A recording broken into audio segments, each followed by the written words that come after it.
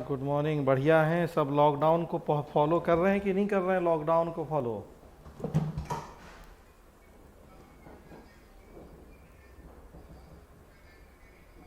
अच्छा अच्छा। चलिए अच्छी बात है, हम ही लोगों की सुरक्षा के लिए है। जितना कम से कम बाहर निकलें उतना अच्छा है। अच्छे दिख रहे हैं? तो हम तो अच्छे हमेशा दिखते हैं। आज कुछ विशेष दिख रहा है क्या? है?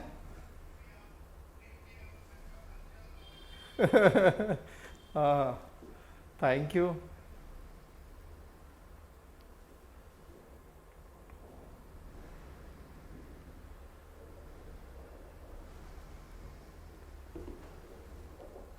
चलिए।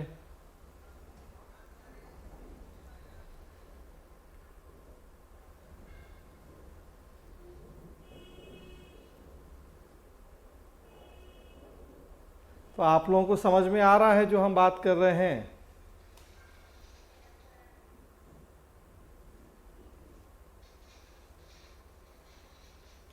आप में से कई लोग हैं जिन्होंने अभी इथिक्स पढ़ा नहीं है इसके पहले।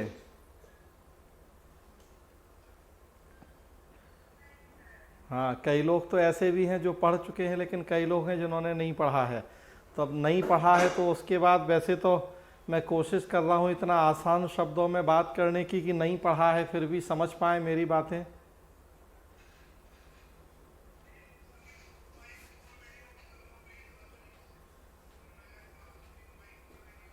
हाँ, आप सारे लोग कर लीजिए। सारे लोग अपना ऑडियो वीडियो बंद कर लीजिए।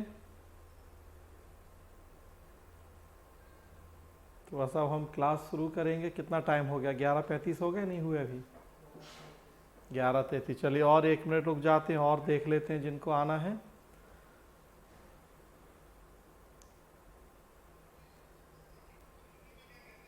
एथिक्स को हिंदी में नीति शास्त्र, नीति शास्त्र, सत्यनिष्ठा और अभिरुचि, एथिक्स, इंटीग्रिटी और एप्टीट्यूड, जो पूरा हमारा जीएस फोर्थ पेपर का नाम है। तो एथिक्स हो गया नीति शास्त्र। जी।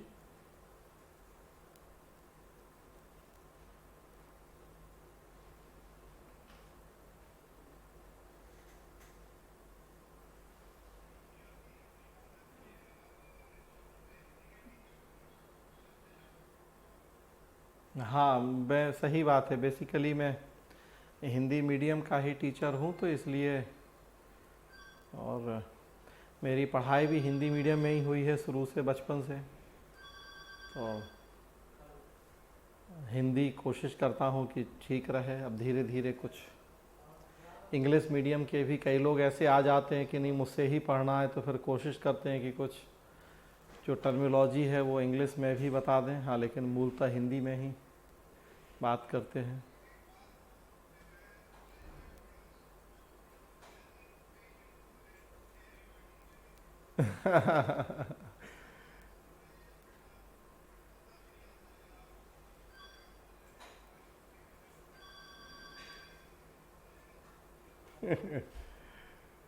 हाँ, अब आजकल तो ज़माना बदल गया है, अब तो क्या कहिए। अब आजकल तो सही बात है कि जो हम बात कर रहे थे कि अब जॉब नहीं रह गई, सॉरी सर्विस नहीं रह गई है, अब तो जॉब हो गई है। तो जब आदमी जॉब करता है तब फिर जॉब में तो बस वही रहता है कि जॉब की बदले में सैलरी पाई, बात ख़त्म। तो जो सर्विस वाला भाव है, जब तक वो भाव नहीं होगा तब तक नेचुरल सी बात है वो चीज़ें नहीं मिलेंगी जो सर्विस में हमें देखने को मिलती हैं। चले तो शुरू करें अब हम लोग। जितने लोग जुड़ गए हैं बाकी लोग जुड़ते रहेंगे। हम लोग कल जहाँ क्लास हमारी बंद हुई थी वहीं से आगे बढ़ाएंगे। वही 40-40 मिनट के 2 सेशन करेंगे हम लोग। तो कल हम सेकेंड केस स्टडी की बात कर रहे थे, लगभग कंप्लीट हो गई थी सेकेंड केस स्टडी। सद्भाविक भूल या बोनाफाइड मिस्टेक से जुड़ी हुई केस स्टडी थी सेकेंड केस स्टडी। हमने कई सारे एग्जाम्पल्स के द्वारा समझने की कोशिश की थी कि सद्भाविक भूल का मतलब क्या होता है, कैसे हमें हमारे देश में कई बार ऐसी सद्भाविक भूलों के उदाहरण देखने को मिलते रहते हैं। और वैसी स्थितियों में फिर अगर लोक सेवकों को अभियोजित किया जाए, बंदित किया जाए, उन्हें कटघरे में खड़ा किया जाए, तो स्वाभाविक सी बात है कि ईमानदार और नवाचारी लोक सेवकों को उससे हतोत्साहन होता है, उनके उत्साह और मनोबल पर विपरीत असर पड़ता है। तो लास्ट में प्रश्न का और एक पार्ट था कि क्या उपाय किए जाएं कि ताकि ईमानदार लोक सेवकों को ऐसी सद्भाविक भूलों के लिए आलिप्त नहीं किया जाए। तो बस यही छोटा सा एक पार्ट बचा था। इनफैक्ट इसकी भी कुछ हम चर्चा कर रहे थे। एक बड़ी महत्वपूर्ण बात कल मैंने आपको बताई थी, फ्रांसीसी शासन व्यवस्था की एडमिनिस्ट्रेटिव लॉ या प्रशासनिक विधि की संकल्पना प्रचलित है, जिसमें वहाँ की सरकार लोक सेवकों को इस तरह की गलतियों के लिए संरक्षण देती है। सरकार लोक सेवकों को ये आश्वासन देती है कि वो काम करें, अपनी पहल शक्ति, अपनी जो इनिशिएटिंग पावर और क्रिएटिविटी है उसका यूज करें, और उस दौरान अगर उनसे कोई गलती हो जाएगी, वही सद्भाविक भूल, तो सरकार संरक्षण देगी उन्हें। उस तरह की गलतियों के लिए उन्हें जिम्मेदार नहीं ठहराया जाएगा। तो इस तरह की व्यवस्था काफ़ी सफल है फ्रांस में। प्रशासनिक अधिकारी आगे बढ़ के काम करते हैं, वो उदासीन होके डर के बैठते नहीं हैं। आप सारे लोग अपना ऑडियो वीडियो बंद कर दीजिए। सॉरी, ऑडियो तो कर ही दीजिए बंद, वीडियो करें नहीं करें ये आपकी इच्छा है, लेकिन ऑडियो प्लीज़ सारे लोग अपना बंद कर लें, क्योंकि फिर डिस्टरबेंस होगा, समय खराब होगा। तो हम लोगों के पास 40-40 मिनट के 2 सेशन होते हैं। जितना ज़्यादा से ज़्यादा हम लोग काम की बात कर लेंगे, मेरे लिए भी अच्छा होगा, मुझे भी तसल्ली रहेगी कि चलिए आज 1.5 घंटा मैंने भी आप लोगों को कुछ पढ़ाया, काम की बात है, और आप लोगों का भी दिन कम से कम बन जाएगा। 1.5 घंटा ही अगर कुछ काम की बातें, तो बाकी दिन भी आपको भी एक प्रेरणा बनी रहेगी। तो ऑडियो सारे लोग तुरंत अपने बंद कर लें। वीडियो आपकी इच्छा है कि ऑन रखना चाहें या बंद करें, लेकिन ऑडियो बंद कर लीजिए, ठीक है। तो दोबारा अब ना कहना पड़े, सारे लोग अपने ऑडियो बंद कर लें। तो फ्रेंड्स, हम फ्रांस की जो प्रशासनिक विधि की व्यवस्था है उसको अपना सकते हैं, और बल्कि हम उसको अपना भी रहे हैं। पॉलिटी कॉन्स्टिट्यूशन में हम पढ़ते हैं कि वास्तव में हमने ब्रिटेन के रूल ऑफ लॉ या विधि के शासन वाले देश को, अपना शासन विधि के शासन वाली व्यवस्था को अपनाया है। लेकिन जब फ्रांस के प्रशासनिक विधि के हमने महत्व देखे हैं, तो अब धीरे धीरे हम अपने देश में भी प्रशासनिक विधि वाली व्यवस्था को अपना रहे हैं। तो ये एक बड़ा अच्छा तरीका है कि हम लोक सेवकों की जो सद्भाविक भूलें हैं उनके लिए उन्हें संरक्षण दे पाएँ, ताकि उनकी पहल शक्ति और सृजनात्मक शक्ति खत्म ना हो, वो उदासीन होकर हाथ पे हाथ रख के बैठ ना जाए। उसके अलावा न्यायपालिका भी यहाँ भूमिका निभा सकती है। न्यायपालिका कानूनों की रचनात्मक व्याख्या करे, केवल लकीर का फ़कीर नहीं बने, उन परिस्थितियों को समझे जिनमें लोक सेवक काम कर रहे हैं। और सबसे बड़ी बात कि लोक सेवक का जो इंटेंशन या मंशा है उसको भी समझने की ज़रूरत है। तो उससे भी हम लोक सेवकों को संरक्षण दे सकते हैं सद्भाविक भूलों के लिए। हमारे देश में आप देखेंगे सारे जितनी भी सेवाएं हैं उनकी एसोसिएशन बनी हैं। IAS association, IPS association, IRS associations, तो ये सब महत्वपूर्ण भूमिका निभा सकते हैं। दुर्गा शक्ति नागपाल के मैटर की हम बात कर रहे थे। उत्तर प्रदेश सरकार ने निलंबित कर दिया जब उन्होंने रमज़ान के महीने में मस्जिद की दीवार गिराई। पूरी आईएएस एसोसिएशन दुर्गा शक्ति नागपाल के पक्ष में खड़ी हुई। तो इससे सरकारों के ऊपर दबाव बनता है। सिविल सोसाइटी भूमिका निभा सकती है। हम जैसे पढ़े लिखे लोग हैं, बहुत सारे आजकल एनजीओ हैं, उन्हें भी समझना चाहिए इन बातों को कि अधिकारी अगर कुछ अच्छा कर रहे हैं और उस वजह से उनका कोई डिसीजन चलिए कई बार भूल बन जाता है, तो फिर वो भी सपोर्ट करें उस तरह के अधिकारियों को। उस सबके साथ साथ जो लोक सेवाओं का अपना एक आंतरिक निरीक्षण तंत्र होता है, उसको मजबूत बनाने की जरूरत है कि बाहरी संस्थाएं तो लोक सेवकों को कंट्रोल करती ही हैं, विधायिका, न्यायपालिका, मीडिया, कार्यपालिका वगैरह, लेकिन साथ ही साथ लोक सेवाओं में आंतरिक नियंत्रण की व्यवस्थाएं भी होती हैं, उन्हें मजबूत बनाए जाने की ज़रूरत है। जब संगठन के अंदर के लोगों का सपोर्ट रहेगा, सही तरीके से जांच होगी, वो ज़्यादा बेहतर ढंग से स्थितियां समझेंगे, तो अंदर के लोगों का जब सपोर्ट होता है, घर के लोगों का सपोर्ट हो, तो हमेशा देखें आप कि फिर बाहर के लोग उतना दबाव कभी नहीं बना पाते। तो जेन्युइन चीज़ों के लिए तो एटलीस्ट सपोर्ट होना ही चाहिए। गलत कामों के लिए नहीं कहा जा रहा कि सपोर्ट करे कोई भी, लेकिन ये सद्भाविक भूल वर्ड ही है, बोनाफाइड मिस्टेक्स, कि जहां भावना बहुत अच्छी थी, हाँ अब अच्छी भावना के तहत 10 काम किए जाते हैं तो कोई गलती हो जाती। मोदी ने 2016 में नोट बंद किए, भावना कहाँ गलत थी? अब उसके परिणाम क्या हुए? हो सकता है कि जो सोचा था वैसा ना हुआ हो पूरा, लेकिन भावना देखें तो उसमें कोई कमी, कोई गलती नहीं है। 370 हटाया, CAA लाया, भावना कहाँ गलत है? हो सकता कई बार कि जैसे हमने सोचे रिजल्ट, परिणाम वैसे ना मिलें, कुछ कमियां, दिक्कतें हों, लेकिन अगर उन कमियों, दिक्कतों के डर से हम फैसले ही ना लें, मनमोहन सिंह सरकार 10 साल का कार्यकाल, और वो 10 साल का जो कार्यकाल था पॉलिसी पैरालिसिस का दौर कहलाता है। पॉलिसी पैरालिसिस मतलब लोक नीति को लकवा मार जाना, मतलब सरकारें कोई फैसले ही ना करें, बस हाथ पे हाथ धरे बैठे रहें और किसी तरह से टाइम पूरा करें अपना 5 साल का कार्यकाल। तो उससे तो बेटर है कि कोई आगे बढ़ के काम कर रहा है, 10 निर्णय ले रहा है। जरूरी नहीं है कि सारे 10 में 10 निर्णय उतने अच्छे साबित होंगे। 1-2 निर्णय हो सकता जो उतने अच्छे ना हो, गलत भी हो जाएं, लेकिन 10 में से अगर उसके 8 निर्णय अच्छे हुए, 2 गलत हो गए, और वो 2 भी गलत हुए तो वहां इंटेंशन गलत नहीं था, उसका मंशा गलत नहीं थी, तो फिर ऐसी स्थिति में उसे कटघरे में खड़ा करें, आरोप प्रत्यारोप करें, केस दायर करें, मुकदमे चलाएं, तो क्या होगा इससे?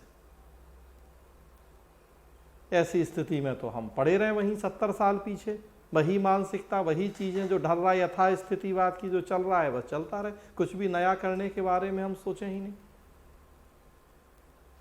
तो इस तरह से आप कुछ फिर सुझाव दे सकते हैं कि कैसे हम लोक सेवकों को इस तरह की जो सद्भाविक भूलें हैं उनमें आलिप्त होने से बचा सकते हैं, उनके ऊपर जो ये अभियोजन होते हैं उनको रोका जा सकता है।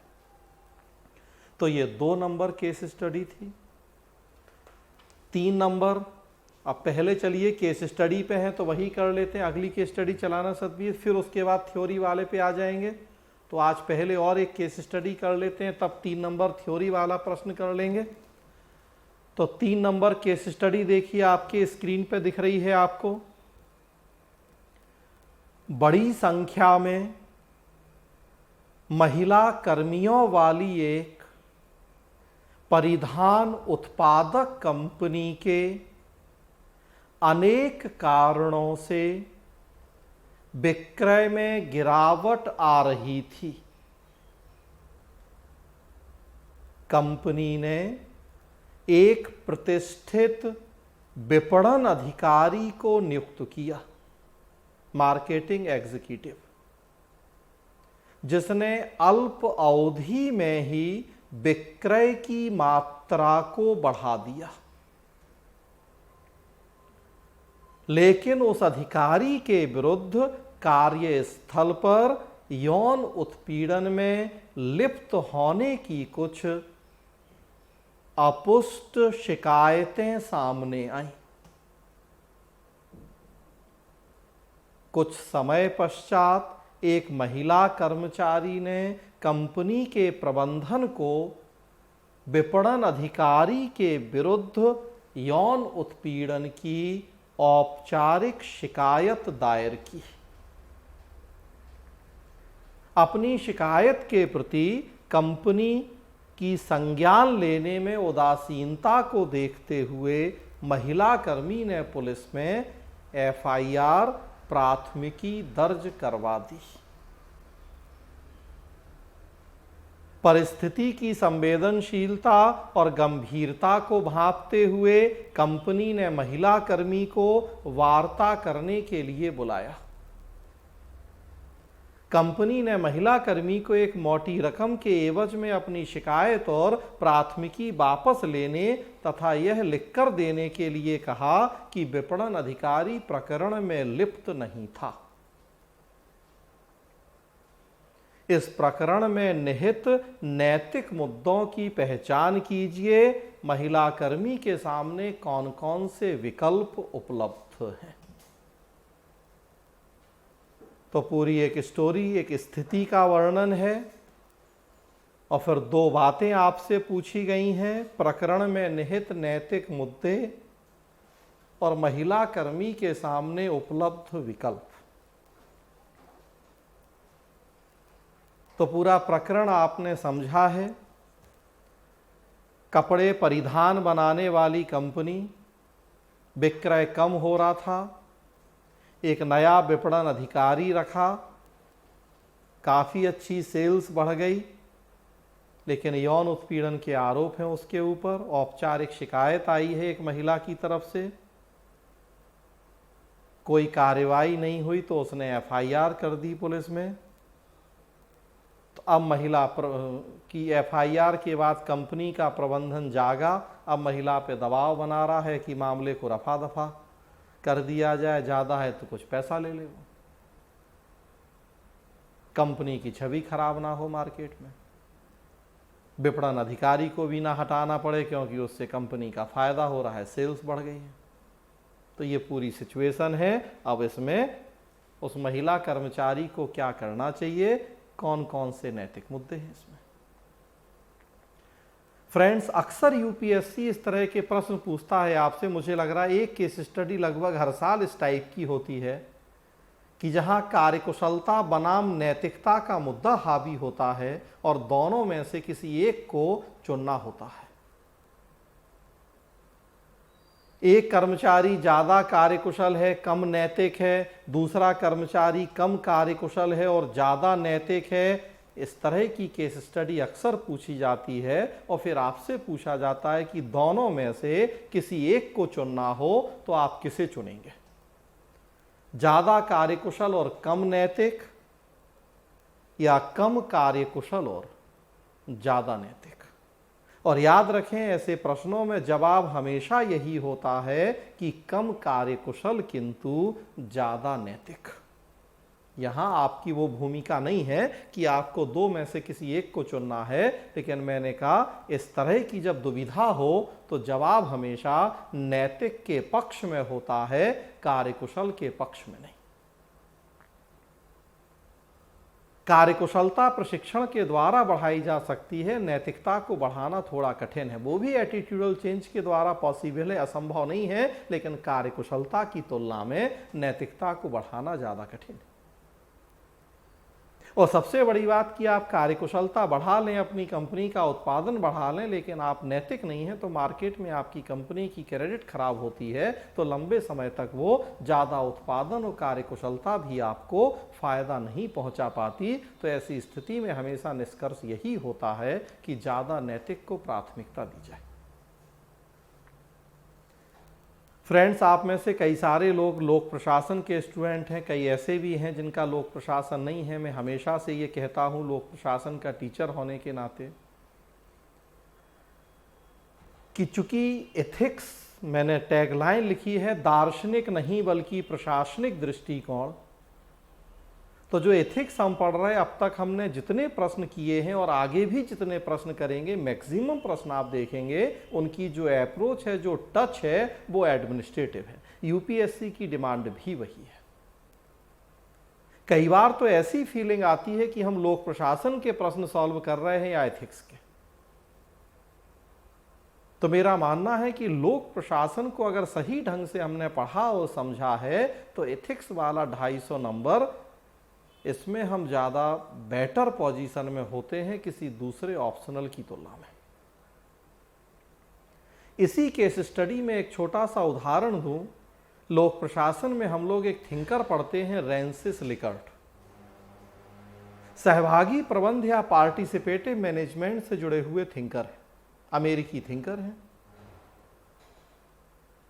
रैंसिस लिकर्ट ने यह बताया है कि किसी संगठन ऑर्गेनाइजेशन में जो कर्मचारी काम करते हैं उनके परफॉर्मेंस का मूल्यांकन, उनके निष्पादन का मूल्यांकन करते समय किन किन बातों को ध्यान में रखना चाहिए।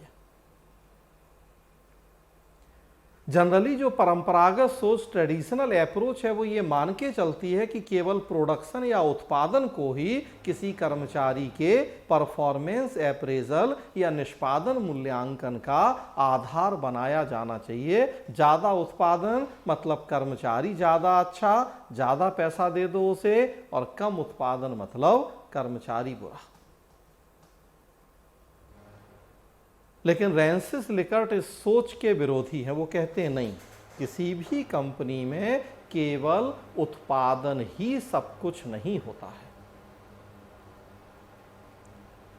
केवल उत्पादन ही एकमात्र आधार नहीं होना चाहिए। किसी कार्मिक के कार्यों का मूल्यांकन करने का कुछ और आधार भी होने चाहिए। और तब रैंसिस लिकर्ट इसी तरह की बातें करते हैं। वो कहते हैं कि आप ये भी देखिए उस कर्मचारी का आपके संगठन के प्रति कितना अपनापन या लगाव है। वो कर्मचारी संगठन में जो समस्याएं आती हैं उनके समाधान में कितनी रुचि रखता है, कितनी दिलचस्पी दिखाता है। संगठन में जो वस्तुएं, सेवाएं बन रही हैं उनकी क्वालिटी इंप्रूव, गुणवत्ता सुधार की चिंता कितनी है उसमें, कितना उत्साह मनोबल है उसमें, टीम वर्क कितना है उसमें, मोटिवेशन का लेवल क्या है उसका। तो केवल उत्पादन ही एकमात्र आधार नहीं होता, बल्कि ये सारी बातें भी महत्वपूर्ण होती हैं। वही देखिए यहां जो ये केस स्टडीज हैं इस तरह की, कि कार्यकुशलता ही सब कुछ नहीं होती। वहां कंपनी का प्रबंधन गलती कर रहा है कि ज़्यादा उत्पादन के चक्कर में ऐसे विपणन अधिकारी को कंटिन्यू करना चाह रहा है जिसका महिलाओं के प्रति व्यवहार अच्छा नहीं। तो ये तो प्रबंधन की गलती है। महिला का रोल हमसे पूछा जा रहा, लेकिन हम दोनों एंगल से बात कर रहे हैं, क्योंकि आगे हमें कई सारी केस स्टडी है प्रबंधन के लेवल पे मिलेंगी। इसी में कह दिया जाएगा कि आप कंपनी के प्रबंधन में हैं, तो अब आप बताइए कि आप क्या करेंगे। थोड़ा सा चेंज कर दें, स्टोरी पूरी वही रहे, आपकी भूमिका यहाँ चेंज कर दी जाए, आपको यहाँ रोल दे दिया जाए कंपनी के प्रबंधन का, और फिर आपसे पूछा जाए कि बताइए अब इस स्थिति में आप क्या करेंगे। तो देखिए एक नई केस स्टडी हो जाएगी। तो इसलिए मैं उस एंगल से भी आपसे बात कर रहा हूं कि उत्पादन सब कुछ नहीं होता। ज्यादा उत्पादन करके क्या कर लेंगे, मार्केट में सारे लोग थू थू करेंगे आपकी कंपनी की, कौन खरीदेगा आपका उत्पादन। ज्यादा उत्पादन करके क्या हो जाएगा, कौन महिला कर्मचारी आपकी कंपनी में आके नौकरी करेगी।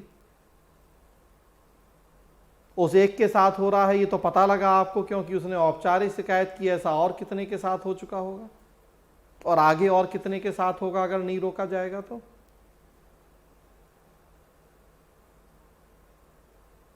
कानून का उल्लंघन हो रहा है सो अलग, कार्यस्थल पे यौन उत्पीड़न तो नैतिक दृष्टि से भी गलत है, कानूनी दृष्टि से भी गलत है। हर लिहाज से आप फंस जाएंगे अगर कंपनी के प्रबंधन में है और इस तरह की चीजों को आप इग्नोर कर रहे हैं, दबा रहे हैं। तो एक तो हमेशा याद रखें कि जो सच है उसका साथ देना है, और दूसरी बात कि यहाँ कार्यकुशलता और नैतिकता में से किसी एक को चुनने की बारी हो तो हमेशा आपको साथ नैतिकता का ही देना है, भले कार्यकुशलता कम। तो एक सामान्य कॉन्सेप्ट है ये, सामान्य समझ है ये। हाँ, क्या दिक्कत हो रही, आवाज नहीं आ रही मेरी? को दिक्कत हो रही है एक बार रिफ्रेश कर लीजिए अपना मोबाइल, अगर उन्हें कोई दिक्कत हो रही है तो बाकी सारे लोग बढ़िया से सुन रहे हैं, तो जिनको किसी एक आदमी को अगर दिक्कत है वो अपना मोबाइल एक बार रिफ्रेश कर लें, ठीक है। तो हम यहाँ बात कर रहे हैं कि कार्यकुशलता और नैतिकता, जब ऐसी स्थितियां बनती हैं तो हमेशा हमें नैतिकता को प्रायोरिटी देनी होती है। अभी यहाँ मुद्दा थोड़ा सा दूसरा है, ये पूछा जा रहा है कि इस पूरी कहानी में कौन कौन से नैतिक मुद्दे हैं और फिर महिला के सामने कौन कौन से विकल्प उपलब्ध हैं। सबसे पहले तो देखिए, मैं आपको बता रहा था कल, हमें देखना होता है कि जो ये पूरी एक स्थिति की चर्चा की गई है, इससे जुड़े हुए पक्ष कौन कौन से हैं या हितग्राही कौन है। तो हितग्राहियों में आप देखें, सबसे पहले तो वो महिला कर्मी है जिसके साथ गलत हो रहा है। दूसरा आप देखें, वो विपणन अधिकारी है जो गलत कर रहा है। तीसरा कंपनी का प्रबंधन है जिस कंपनी में ये सारा हो रहा है घटनाक्रम। चौथा उस कंपनी के दूसरे कर्मचारी हैं, उसमें महिला कर्मचारी और अन्य कर्मचारी हैं, वो भी उसी कंपनी का पार्ट हैं, तो प्रभाव उनके ऊपर भी पड़ना है इन सारी घटनाओं का। उसके बाद फिर ग्राहक हैं, समाज और सरकार है। मुख्यतः आप देखें तो चार लोग जो सीधे तौर पर जुड़े हुए हैं इस स्थिति से: महिला कर्मी, विपणन अधिकारी, कंपनी का प्रबंधन और कंपनी के अन्य कर्मचारी, विशेष रूप से उसमें महिला कर्मचारी। ये सब प्रत्यक्ष या अप्रत्यक्ष रूप से प्रभावित हैं जो ये स्थिति वर्णित की गई है। और बाकी हमने कहा उसके बाद फिर सेकेंडरी लेवल पे जाएं तो ग्राहक हैं, सरकार है, समाज है, वो सब भी प्रभावित प्रत्यक्ष या अप्रत्यक्ष रूप से। अब इसमें नैतिक मुद्दे कौन कौन से हैं? महिला कर्मी की बात करें तो उसके साथ गलत हुआ है। वो अगर पैसे के लालच में शिकायत वापस ले ले, कभी अपने आप को जीवन भर माफ कर पाएगी? हमेशा मन में वो एक पीड़ा रहेगी, मानसिक पीड़ा की, हमारे साथ गलत हुआ, हमने चुपचाप सह लिया, हमने कोई एक्शन नहीं लिया, कुछ पैसे के लालच में हमने उस विपणन अधिकारी को खुला छोड़ दिया और पता नहीं और किसके साथ उसने और क्या किया होगा या करेगा। तो जीवन भर के लिए एक मानसिक पीड़ा। और आज नहीं तो कल अगर किसी और को पता लग जाएगा तो वो एक अलग सामाजिक दबाव कि आपको पहले से पता था, आपके साथ ऐसा हो चुका था और फिर भी आपने कुछ नहीं किया, उसे प्रमोट किया, दूसरों के साथ भी ऐसा होने दिया। तो अपने आत्मसम्मान को क्षति है, मानसिक शांति को क्षति है, सामाजिक दबाव की भी संभावना है। आज नहीं तो कल अगर और लोगों को पता लग जाएगा और उसके लिए कुछ मौद्रिक लाभ जरूर है। तो ये नैतिक दुविधाएं या नैतिक मुद्दे महिला कर्मी के सामने।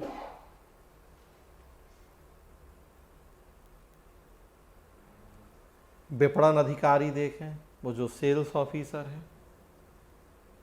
तो वो गलत तो कर ही रहा है। चूंकि कार्यकुशल है तो उसे लग रहा है कि हम तो कंपनी को फायदा करके दे रहे हैं, सेल्स बढ़ा रहे हैं, तो कुछ भी करें।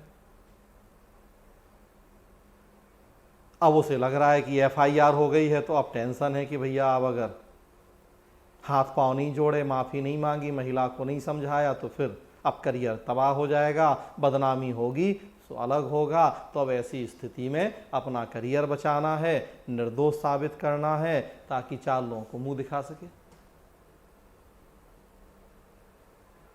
अभी तो उसके दिमाग में था कि हम तो भाई खूब उत्पादन बढ़ा रहे, सेल्स कर रहे, तो कुछ नहीं होगा, जो मर्जी सो करें। लेकिन अब समझ में आ रहा है एफआईआर हो गई, तो ये उसके सामने नैतिक दुविधा है, मजबूरी है उस समय महिला से समझौता करना, माफ़ी मांगना कि ताकि उसका करियर ख़त्म नहीं हो, समाज में उसकी छवि खराब नहीं हो। कंपनी प्रबंधन, कंपनी प्रबंधन को सबसे ज़्यादा कटघरे में खड़ा किया जाना है। क्यों? क्योंकि महिला कर्मी ने पहले शिकायत वहीं की थी, लेकिन जब कोई एक्शन नहीं लिया, उदासीनता दिखाई, तो मजबूरी में फिर महिला को एफआईआर करने जाना पड़ा। अगर कंपनी प्रबंधन शिकायत मिलते साथ ही एक्शन ले लेता, जरूरी कार्रवाई कर देता, तो स्थिति यहाँ तक पहुँचती ही। और कानून का उल्लंघन तो है ही है। कार्यस्थल पे यौन हिंसा जो उत्पीड़न अधिनियम है उसका भी खुलेआम उल्लंघन हो रहा है, तो अभी कानून में भी फंसना है। नैतिक दृष्टि से भी गलत और कानूनी दृष्टि से भी गलत। क्यों? क्योंकि केवल अपने लाभ, अपने मुनाफे को ध्यान में रख रहा है कंपनी का प्रबंधन, ना नैतिकता ना कानून। तो कंपनी प्रबंधन भी फंसने जा रहा है, ये उसके सामने नैतिक मुद्दे हैं। और अन्य कर्मी तो मैंने बताया ही कि अब ये महिला के ऊपर डिपेंड करता है कि वो क्या फैसला करती है। उस विपणन अधिकारी के खिलाफ आगे बढ़ती है, एक्शन लेती है, तो बाकी कर्मी सेफ सुरक्षित महसूस करेंगे, उनका हौसला बढ़ेगा कि गलत होगा तो हम भी अब चुप नहीं बैठेंगे। और अगर महिला सरेंडर कर देती है कुछ पैसे की खातिर, तो दूसरे कर्मी और उसमें विशेषकर महिला कर्मी जिनके साथ अब तक ऐसा गलत हो चुका है और आगे गलत होने की आशंका है, तो वहाँ दिक्कत हो जाएगी। तो हमने कहा देखिए ये 4 प्रमुख हितधारक हैं, चारों से जुड़े हुए जो इशू हैं, नैतिक दुविधाएं या मुद्दे हैं, हमें उनकी चर्चा कर लेनी है कि क्या नैतिक दुविधाएं, नैतिक इशू हैं इन वर्गों के साथ जो इस पूरी स्थिति से जुड़े हुए हैं। और अब फिर प्रश्न का सेकंड पार्ट है कि महिला कर्मी के सामने कौन कौन से विकल्प उपलब्ध हैं।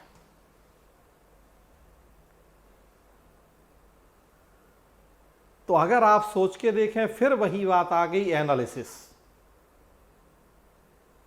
जब तक हमारे पास पर्याप्त विश्लेषण क्षमता नहीं है, तो अब फिर मैंने कल ही बताया था कि इस तरह के प्रश्नों का हम सही ढंग से जवाब नहीं दे सकते। अब ये हमसे पूछा जा रहा है कि बताएं महिला कर्मी के पास कौन कौन से विकल्प हैं। जो विकल्प हम लिखेंगे हमें उनका पक्ष और विपक्ष भी बताना है।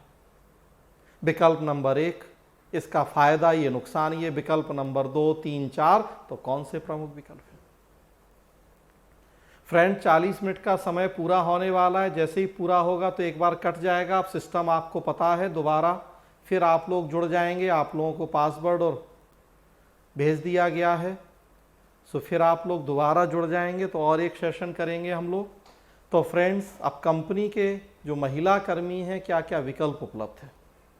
मैं बता रहा था कि हमें अब ज़रूरत पड़ती है यहाँ कि कितनी हमारे पास विश्लेषण क्षमता है, चीज़ों को कितना हम तोड़ मरोड़ सकते हैं, कितने एंगल से हम चीज़ों को देख सकते हैं, उसकी व्याख्या कर सकते हैं। मैं जब भी इथिक्स पढ़ाता हूँ, आप लोगों को जानकारी होगी 2011 में यूपीएससी ने जब सीसेट जोड़ा था प्रीलिम्स में, तो उसमें डिसीजन मेकिंग, कम्युनिकेशन और इंटरपर्सनल स्किल जैसे सेक्शन जोड़े गए थे। 2011 में 8 प्रश्न पूछे थे यूपीएससी ने उस सेक्शन से, 12 में 7 प्रश्न पूछे थे, 13 में 6 प्रश्न पूछे थे और फिर 13 में ही मेंस में एथिक्स का पेपर जोड़ दिया गया था। तो 2014 से वो 6-7 प्रश्न पूछना बंद कर दिए यूपीएससी ने प्रीलिम्स में। 8, 7, 6 मतलब टोटल 21 प्रश्न पूछे गए 3 साल decision making, communication, interpersonal skill से। और आप देखें तो वो जो 21 प्रश्न थे वो वास्तव में 21 केस स्टडी है हमारे लिए इस एथिक्स की। सारे इसी तरह के प्रश्न थे। बस उसमें ऑब्जेक्टिव होता था, बस पूरी यही स्टोरी लिखी रहती। महिला कर्मी के सामने कौन कौन से विकल्प हैं, 4 विकल्प लिखे रहते और आपसे कहा जाता कि इसमें सबसे सही विकल्प कौन सा है। बस आप टिक लगा देते, गोला भर देते, तो वो प्रीलिम्स हो जाता सीसेट। और अब यहाँ मेंस है तो बस स्टोरी लिख दी गई है और आपसे पूछा जा रहा है कि बताइए कि कौन कौन से विकल्प हैं, उनके गुण दोष क्या है। तो यही अंतर है, अदरवाइज कहानी बिल्कुल यही। तो मैं शुरुआत ही करता हूं एथिक्स की क्लास की उन 21 प्रश्नों से। और अब केवल 21 प्रश्न नहीं, बल्कि वैसे मैंने 100, 200, 500 प्रश्न और तैयार किए हैं ऑब्जेक्टिव फॉर्म में कि ये सब्जेक्टिव तो करें ही, लेकिन साथ साथ वो ऑब्जेक्टिव फॉर्म में वो जो 11 12 13 वाला सिस्टम था वो भी करें। जब ऑब्जेक्टिव फॉर्म करेंगे, हम आपको 4 ऑप्शन देंगे, तो 150 प्रश्न करने से आपका दिमाग खुलेगा, ज्यादा आइडिया आपके दिमाग में आएंगे कि अच्छा ये ऑप्शन होते हैं, ये ऑप्शन हो सकते हैं, तब फिर यहां आप ज्यादा बेटर फील करेंगे। तो मैंने कहा हमें सिखाना है आपको, हमें तैयार करना है, अपने पैरों पे खड़ा करवाना। ऐसा नहीं कि कुछ 5-6 केस स्टडी हमने आपको सॉल्व करी, डिस्कस करी, आंसर बता दिया और बस हो गया, रट लीजिए। नहीं, जैसा हम बता रहे ऐसा कल के दिन आप बताएं, हमें उसके लिए तैयार करना है। तो उसकी पूरी एक प्रॉपर प्रोसेस है। तो अभी तक हम केवल वो 21 प्रश्न करवाते थे और इस बार से हमने ऐसे 200-500 प्रश्न ऑब्जेक्टिव फॉर्म में तैयार किए कि जिसमें हम अपनी तरफ से आपको ऑप्शन देंगे, बस आपको केवल टिक करना है और उसे क्यों सही माना, बाकी को क्यों सही नहीं माना, ये बताना है। आप देखिए सीसेट वाले उन प्रश्नों में गलत कुछ भी नहीं होता था, प्रायोरिटी होती थी, 2 को सही माना जाता था। सबसे पहला सही कौन, उसमें पूरे नंबर मिलते थे, फिर दूसरा सही कौन, उसमें थोड़ा कम मिलते थे। तो उस तरह के अगर हम वो ऑब्जेक्टिव वाले प्रश्न कर लें तो हमारी जो ये विश्लेषण क्षमता है, सोचने समझने की ताकत, ये बढ़ जाती है। और तब फिर यहां हम अपने मन से वो विकल्प दे पाते हैं कि अच्छा उस तरह की केस स्टडी हमने करी थी, ये विकल्प दिए थे सर ने, ऐसा होता है, ये विकल्प हो सकते हैं, तब हम यहां लिख दें। फिर तो हर चीज की एक प्रॉपर प्रोसेस होती है, बस उस पर अगर हमने रिसर्च करी है, वो साइंटिफिक तरीका खोज लिया है, तो हम बेटर कर पाते हैं। और अदरवाइज तो केवल ऊपर ऊपर देखें सतही, तो वो रटने वाली बस चीजें हो जाती हैं। तो अब क्या विकल्प है यहां महिला के पास? एक सबसे पहला विकल्प है कि वो अपनी बात पे अड़िग रहे कि नहीं, विपणन कर्मचारी ने गलत किया है, हमने एफआईआर दर्ज कर दी है, हम आगे बढ़ेंगे, हम एक्शन लेंगे, हमारे साथ गलत हुआ है, तो जिसने गलत किया है उसे सजा मिलनी चाहिए। तो सबसे पहला विकल्प तो यही है कि महिला कर्मचारी कड़ा रुख अपनाए, अपने फैसले पे अड़िग रहे, एफआईआर को जारी रखे और आगे की कार्रवाई। दूसरा विकल्प क्या है? जो कंपनी प्रबंधन का ऑफर है उसे स्वीकार कर ले कि ठीक है, जो पैसा दे रहे दे दो, ज्यादा है तो उसमें बार्गेन कर ले कि अच्छा 5 लाख नहीं 20 लाख में सेटल करते हैं मैटर। तो एक ये भी विकल्प है कि कंपनी का ऑफर स्वीकार कर ले, उसमें ज्यादा है हमने कहा तो कुछ बार्गेनिंग कर ले, मामला वापस ले ले। तो एक ये विकल्प है। और एक और विकल्प क्या है कि उस कंपनी को छोड़ दे, नौकरी से रिजाइन करे और कोई दूसरी कंपनी ज्वाइन करे और कोई विकल्प तलाशे। मुख्यतः आप देखेंगे ये 3 विकल्प जनरली अब उस